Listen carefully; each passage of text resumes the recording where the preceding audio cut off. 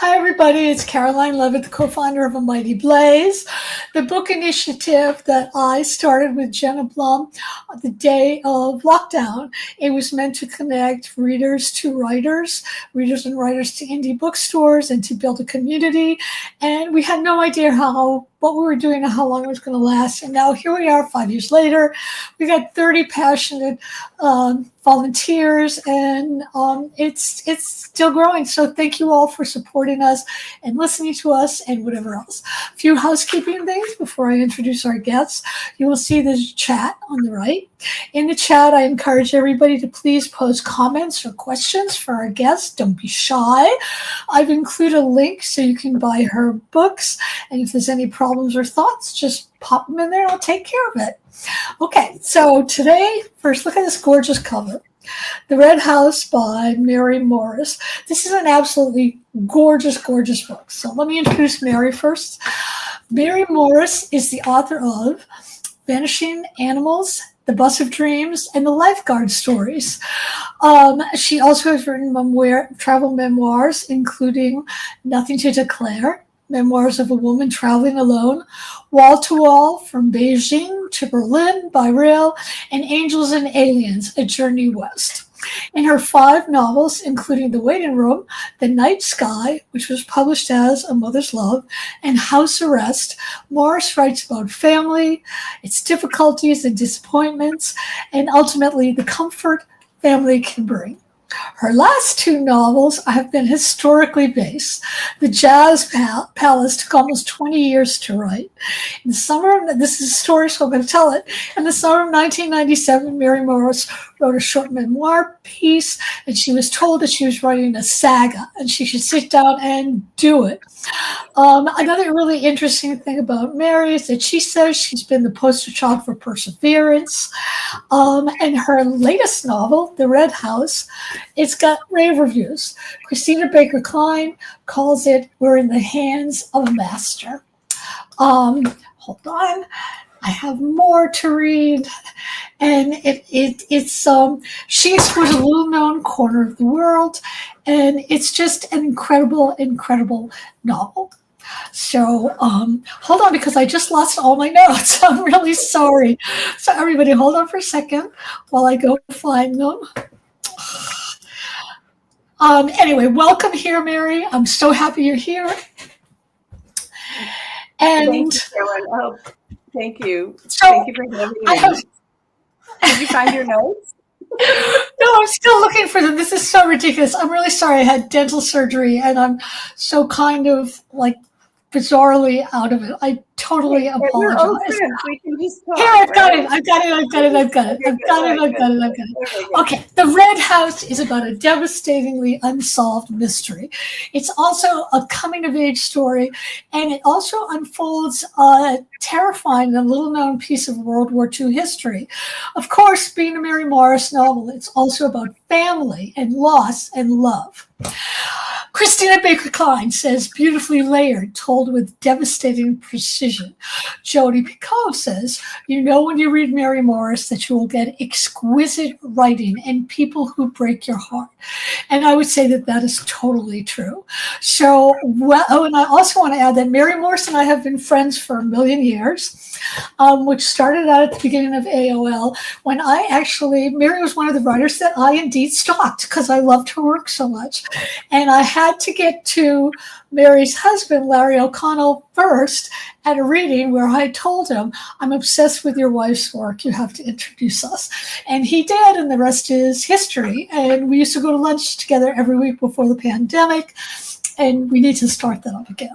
So welcome, Mary. Thank you so much for being here. Thank you, Caroline. Thank you for having me. So I want to ask the questions. I hate when people ask the questions, and I always ask writers this different question than the one that I hate, which is where do you get your ideas? I love the question about what was haunting you about this particular novel. What was the idea that just wouldn't let go of you? The Red House at its heart is about a daughter desperate to discover her mother's secrets. She goes on a kind of pilgrimage to understand her mom's life, and in the process, she of course understands her own. And all she has, which I loved, are her mother's mysterious paintings of a red house. And in the back is written, I won't be here forever. So as an author myself, I stopped to ponder the absolute brilliance of this idea. Where did that come from? Okay, well, I'm going to try to not make this the long story. I'm going to try to make it the shortish story. But anyway, I'm sure you know this because you know it as a writer, that there are some stories that you're just dying to write. And then there's some stories you think, I want to walk away from that one. That's too hot to handle. I just don't want to go there.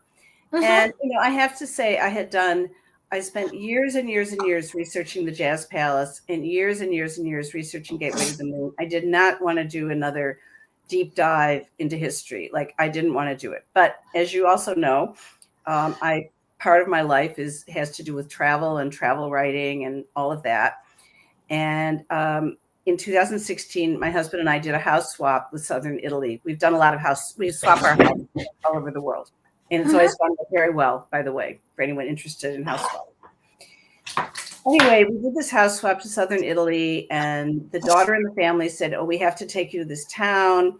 And I knew that the town was very touristy, and I didn't want to go to the town. It's called Alberobello. It's a very weird town. It looks like a town designed by hobbits. It looks like Middle Earth. I can't describe it, but they're not really. They're weird little built structures in this town. Anyway, I got to the town, didn't want to be there. I decided I was tired, and I went and sat in a churchyard. And in the churchyard, there was a little tree, and on the tree was a plaque. And I got up and I looked at the plaque, and on the plaque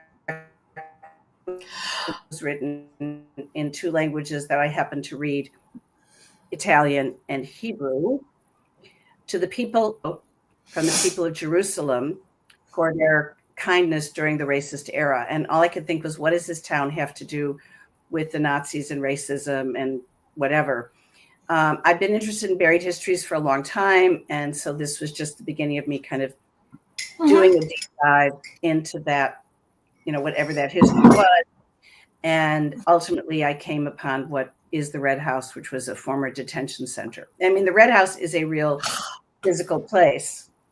But nobody knew about it, really. I mean, people who lived there knew about it, but not very much.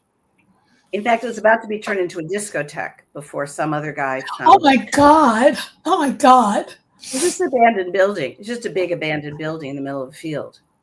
So, well, that's interesting because so much of this book is also about abandonment, between a mother and a daughter. Laura, the main character, is at a point in her marriage where she goes off to find out what happened in her mother's life. What was so fascinating to me about this is how daughters sometimes are caught between yearning to know their mothers and follow in their footsteps, and also to be absolutely nothing like them. I always feel that there's sort of a push-pull, and the more that we understand about our mothers, the more we understand about ourselves. Could you talk a little bit about that, please? Well, I think that's absolutely true. But that is based on if we actually get older and while we know our mothers. But in Laura's case, her mother didn't die or pass away. Her mother literally disappeared. So right. As Laura says on the first page, my life is like an egg broken in two. I've never been whole.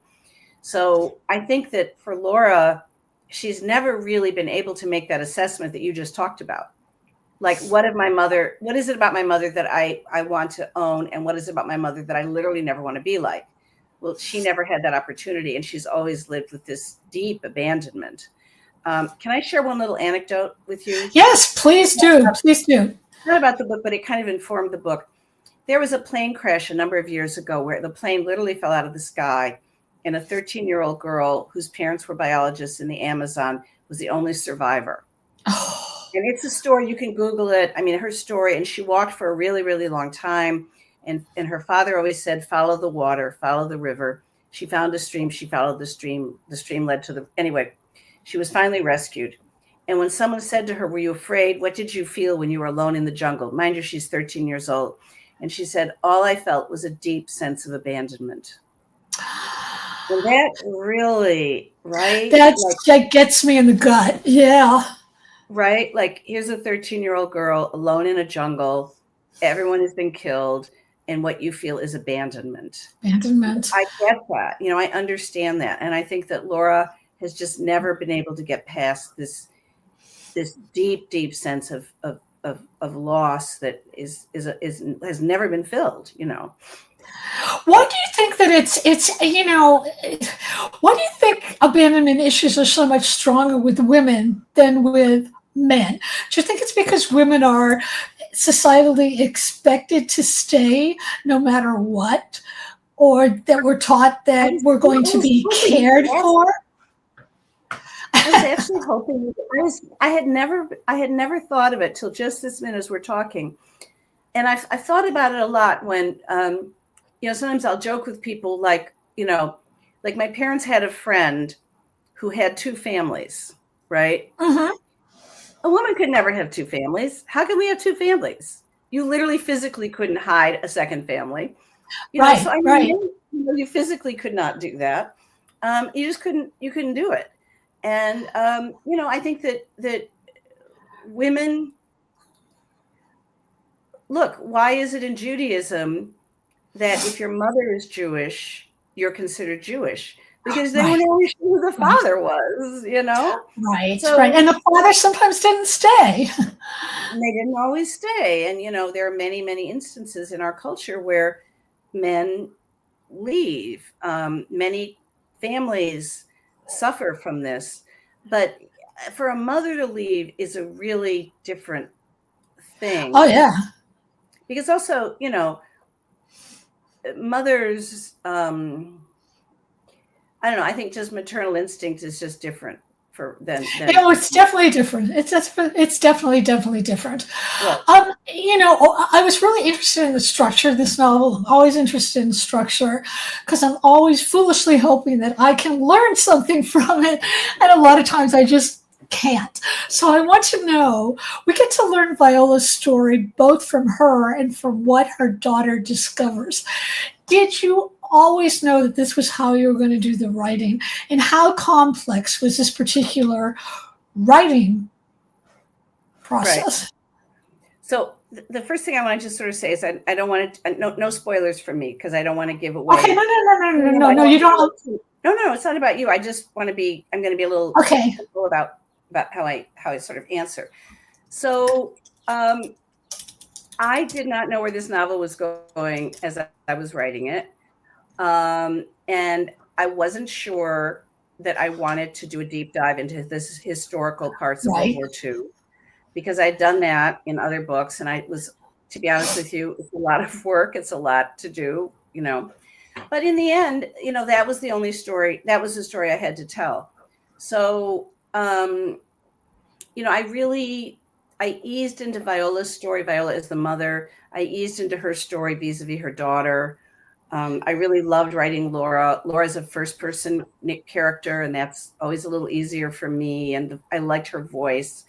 It was hard because also, first of all, all of Viola's material is historical, right? So that I would know what they would wear and what they would eat, and what life was like, and especially Naples, 1940s, whenever it was, the early 40s, like what was Naples like then? And, there were so many things, like, one of just the facts I learned about Naples is that 60% of the women in Naples during World War II, and particularly during the Allied occupation, that was after 43, were prostitutes. Because that was the only way they could earn any money. Right. So we're talking women who were housewives and youngish girls, and women who would never do this in other than dire circumstances. So the research was hard. It was a lot of research. But you once said something incredible about research to me, where I was like complaining how easy it is to just get quicksanded into all these facts and stuff, and you said, no. Don't look at the facts so much. Look for the stories. And that just cracked everything open for me. Please talk about that, because that's brilliant advice. So there are a couple things I'm going to say about that. And one of them, I'm going to evoke my friend Paul Auster, who passed away last year. Okay. And Paul called me up one day and he said, Mary, I'm writing a novel that's sort of set in Chicago and I need to know something about Chicago. I've never really been there. And I said, well, okay. So there's the L, there's the Art Institute, and there's Lakeshore, there's the lake. He goes, that's all I need. And he wrote Moon Palace, and he manifested Chicago with, he didn't want to know too much. That's so interesting. And too much will kill you. Yeah, I remember Toni Morrison talking about Beloved, that she saw this tiny little clip in a newspaper and about a woman who'd killed her baby rather than going to slavery, letting that child become a slave. And that was all she needed to know. And I'm going to share one last detail with you, which is when I was working on the Jazz Palace, I did all this research on Al Capone because Capone was going to be important in the book. And blah, blah, blah. I read all these books about Al Capone. And then I read one detail in a really good biography that said he was a great dancer. I thought, that's all I need to know. That's all you need to know. You're right. It's perfect. It's perfect. Everything, and I have so many stories, Caroline, about really funny stories about writers who got some facts wrong and like people who called them out on it. And they were like Russell Banks once got a call from a librarian about a bridge that he'd written across the Hudson. And the librarian said there was no bridge across the Hudson then. And he said, I needed a bridge, I know. Who cares? Yeah, that's right. That's right. It's who cares? If it feels real. The emotional truth more than the emotional truth. Right. Exactly. That's a great response. So I read an interview with you where you said that all of your writing begins in your journals. Why do you think that is? Do you think you have a freer rein when you're writing in your journal, or is it just something before you write in your journal, it has to be something that really snags your attention? No, I think the thing so I have all the journals I've ever had. And since I think we are doing this live or something, they're all behind me. There are like 75 of them on the wall back there. Wow. All there. They're all in chronological order. It's the only thing I'm organized with in my entire life, but I keep them all right there. For me, you're right. It's like I can free range in them. I don't think about it. I don't worry about it. I have no judgment. I mean, I think the key to it all is no judgment. And the journals are just a place where I just scribble it down. And I do have a system, though. Can I share? Okay, tell us. I don't write in any organized way in the journals, right? But in the front of the journals, I create a table of contents. So let's say I'm working on the Red House. And maybe I made a little note for the Red House on page 12 in the journal, and then maybe page 32, and then maybe page 80. So in the index, I will indicate that. You'll do that. I can go back in and see where I was writing about it, but I don't censor it. That's it. I don't censor it. Do you have journals from your teenage years before you were a writer? Sweetheart, I have my mother's journals from her childhood. Wow. Wow. Yes. That's incredible. That's incredible. That's absolutely incredible. I have my journal from when I was 13. It was my first diary. I have them all. I've used them as collateral. I used one as a collateral once to rent a boat in the Vltava River in the Czech Republic. Like I didn't have an ID with me. And I said to the guy, will you take this? He goes, sure. He looked at it. He goes, okay. He knew I'd be back for it. So anyway, yeah. Oh my God, that's great. How many revisions do you do? And do you ever, you were talking about no judgment. Do you ever reach a point when you're writing your novels where you think, what the hell was I thinking writing this? I need to just trash this book. And then you go back in and fix it. What's your procedure? When do you know that a book is working? I'm sorry, that's like a 6-part question. Okay, wait, let's back up. Wait, help me out here. Okay, so I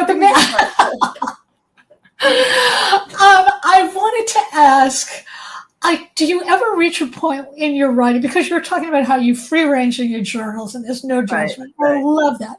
Do you ever reach a point writing your novels where you do have judgment, where you panic and think, this is not the novel I should be writing, or this is really not good, I need to junk it? And then do you go back and fix it, or have you ever just... You know what really, yeah, I've junked many books, many books. And in fact, I will say something in a minute about the Red House. But Okay. what I have found is that one of the things I do is I print all the time, right? Okay. I print a lot.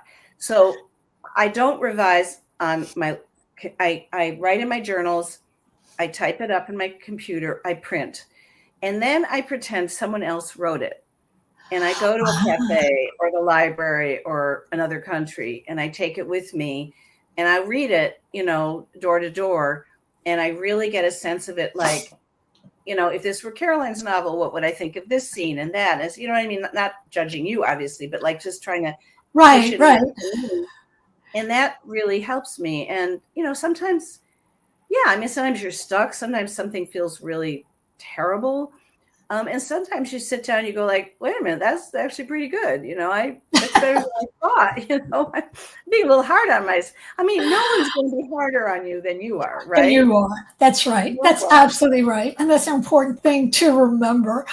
And has your writing process changed through the years? I'm always interested in, do you feel that every book is a brand new book, or do you feel like you've learned lessons from the book before that you can reapply? Or, I'm sorry, another 3-part question. Do you feel, I did this in the past book, I don't want to do it again? Okay. I think every book, it's just a blank page and you're starting new. It's always fresh. It's always scary, and you're never sure if it's going to work out. And I've had so many things, and I will go back and tell you this little anecdote about the Red House, at some point. But you just have to, like, I don't know, you have to sort of trust the process and not the product. It's not about perfection. Like the Tahitians have this. The Tahitians don't have a word for art in their language. Their closest word translates to "I'm doing the best I can." And I just love the idea of, like, we're doing the best we can, and don't judging. The minute you're judging yourself, it's gonna, just, I kind of go like that. Go away. Like, why? It kills creativity. Yeah, I think it kills creativity. I wanted to ask you something that I read about you. You mentioned on your website that at one point your agent, Ellen Levine, urged you to write a novel about something. What does that mean? Okay, so this brings me back a little bit to the Red House also. Okay. So, excuse me. So that was about Gateway to the Moon. Okay, I'm going to give you a little narrative. All right. So a number of years ago, I wrote a novel called Have You Seen This Woman? About a woman whose mother disappears. Okay. If it sounds familiar, it's because that novel didn't work out, but I cannibalized it for the Red House. Okay. Right. So I took part of it for that. What Ellen meant, and I think she read an earlier version of that novel, was it was very domestic, it was very personal, it was very internal. And I think what Ellen meant was, it actually spurred me on to write Gateway to the Moon, which is about the secret Jews of New Mexico, that, it has to be more than just about your own, for lack of a better, navel gazing. It can't just be about navel gazing. There has to be some larger world that we are connecting to. And I think one of the things that works with this novel is that it is about maternal abandonment, but it's also deeply about World War II and the Holocaust in Italy. And so it's not just, it brings in a larger, it's not like everything has to be political. And certainly in this day and age, we've got a lot of things that are political. But I think there has to be a meshing of the personal and the political. It's complicated. Yeah. So you're an intrepid traveler, and I want to know how your I know the answer to this question, but I think it's fascinating. So I want everybody to know the answer. The way you travel is different from the way most people travel. Tell us how and why. Yeah. So first of all, I'm less intrepid than I used to be. Let's just get that out of the way. Okay. I used to go anywhere, everywhere, and somehow, somehow I survived. I mean, I don't know why nothing terrible happened to me in some of the situations that I found myself in. So I'm not feeling so intrepid, but I've now lost the second part of the question about. I know. Oh, it's how is the way you travel different from everybody else? And before you answer, I just want to throw in a plug for one of my favorite travel books of yours, This Way for the Tigers. Oh, All the Way to the Tigers. All the Way to the Tigers. Yes, it's amazing. Amazing stories in there too.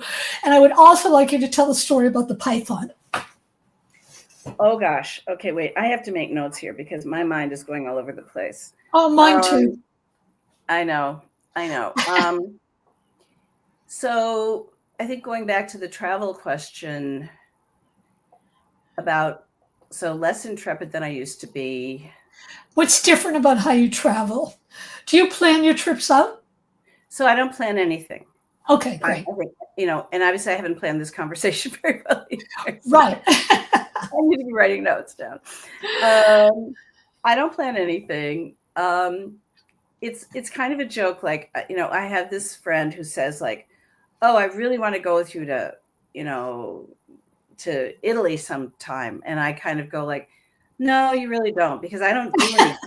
I go, like, when I'm in southern Italy, especially in this one little town that there are no tourists, I literally go in the morning with my manuscript and my journal, and hopefully my husband, if he's traveling with me, and we sit in the square most of the day, and I watch people run around. So I had this friend, I was going to take a trip with their family, and they were like, we were going to all go to Peru together, and they said, okay, so we've got the Sherpas lined up, and they're going to carry our gear. And I was like, I can't do this. This is not I can't do the Sherpa carrying my gear. This is not me. I love that. This is a great story. I just can't do it. I'm not normal that way. No, but it brings out like incredible stories in your travel writing. Please tell the python story, because I've told it at gatherings with people, always attributed to you, but it's my favorite story ever because it's an urban legend. It's probably an urban legend, but it's a good one. It's a good one. Yeah. But it was told to me by a friend who claimed it was told to her by a friend of a friend. Okay. So let's just take it for that. Anyway, the woman had a pet python, and she had a breakup recently. She had gone through a breakup, and she was quite attached to her python. I suppose thinking the idea of the python being attached to you is not so positive, is it? But anyway, she was very attached to her python, and it stopped eating. So, and I forgot, she would sleep with it at night. She would let it sleep in her bed. Oh, God. It was warm. Anyway, so it stopped eating, and she took it to the veterinarian, and the veterinarian examined it and said, it's perfectly healthy, but I have an awkward question for you. Are you in any way being intimate with your python? And she said, well, it does sleep with me. And the veterinarian said, it's getting ready to eat you.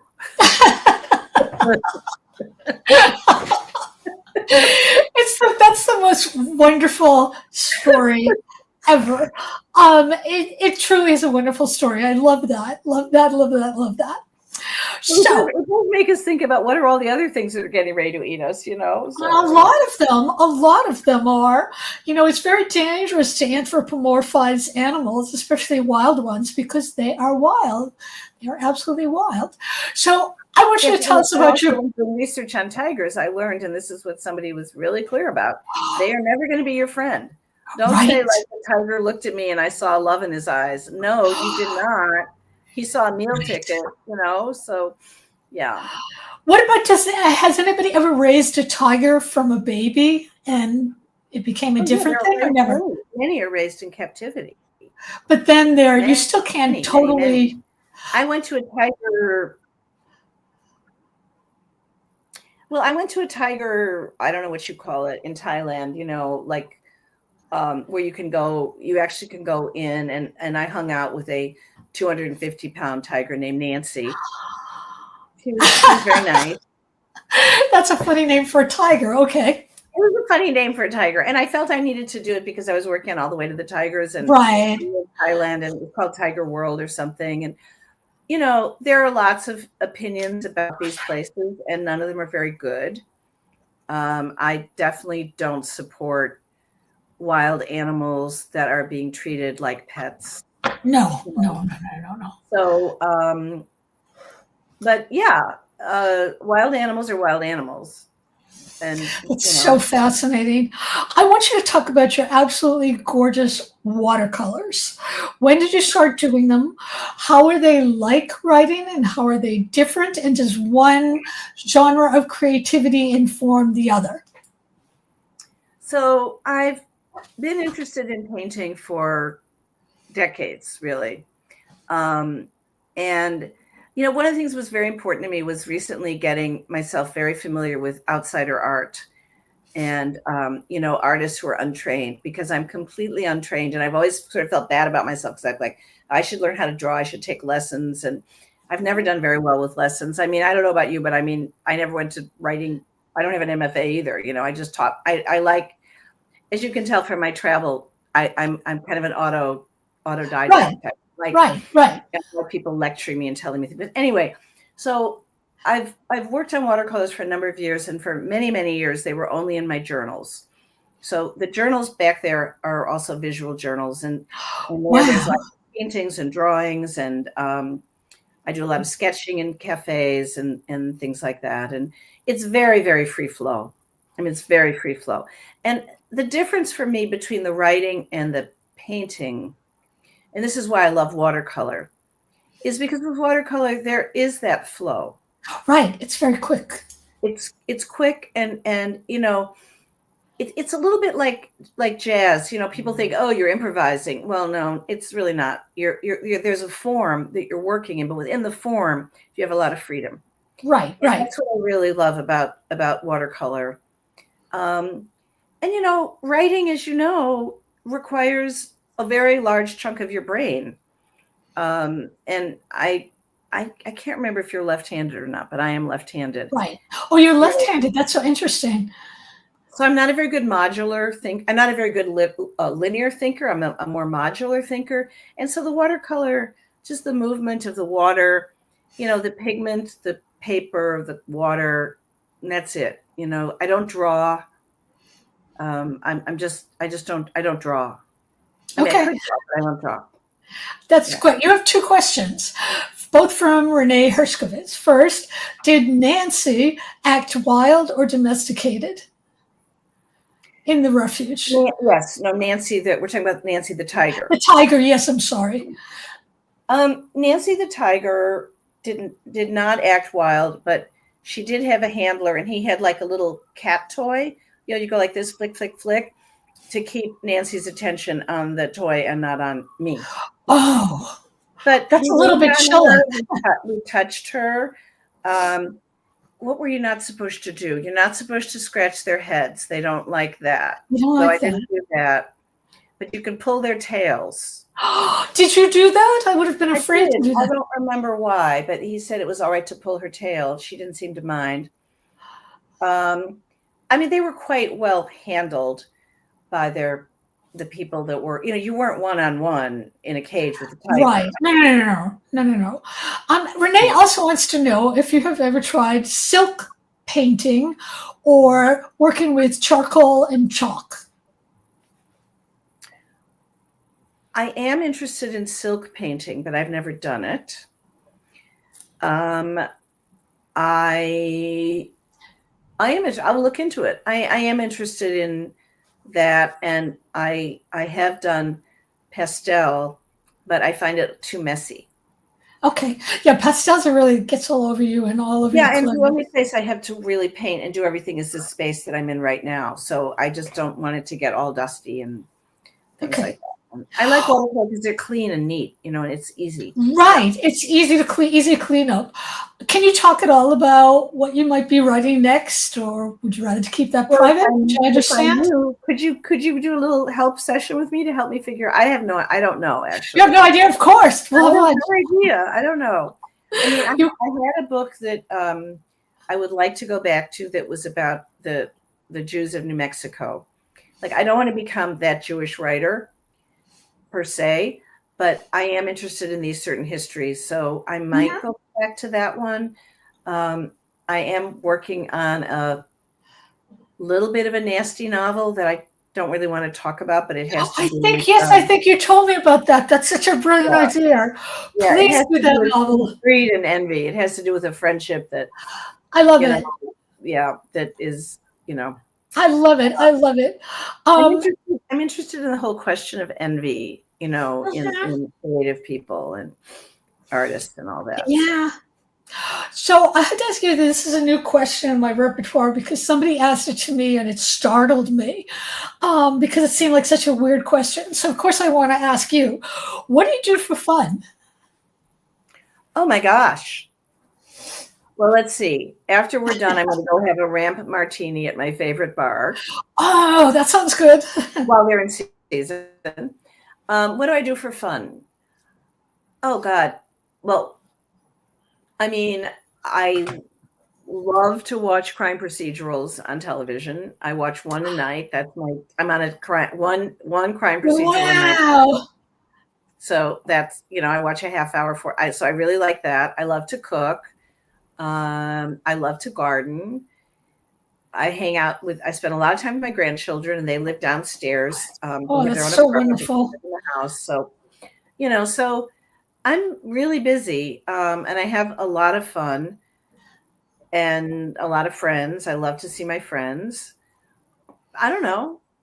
I probably could work more than I do, actually. I think I'm a little lazy. No. Fun is important. Fun is important. I want to show you this gorgeous cover before we go. It's so beautiful. It's just like the frame and the face here. It took me a while to see this face at first. It's a beautiful, beautiful cover. And I want to remind everybody that I put up a link so you can order this book and any of Mary's books. They're all wonderful. And I want to thank everybody who came today and asked questions and posted comments. It means a whole lot. And I want to thank you for being here. And of course, I want to thank Mary for being here. This was really fun. I mean, I started out with a swollen face and feeling kind of on the edge, and I'm ending up laughing because it was so much fun. So thank you, Mary. Thank you, everybody else, I'll see you next week. Mary, stay on so I can talk to you after the show. Thank you so much, everybody. See you next time. Thank you.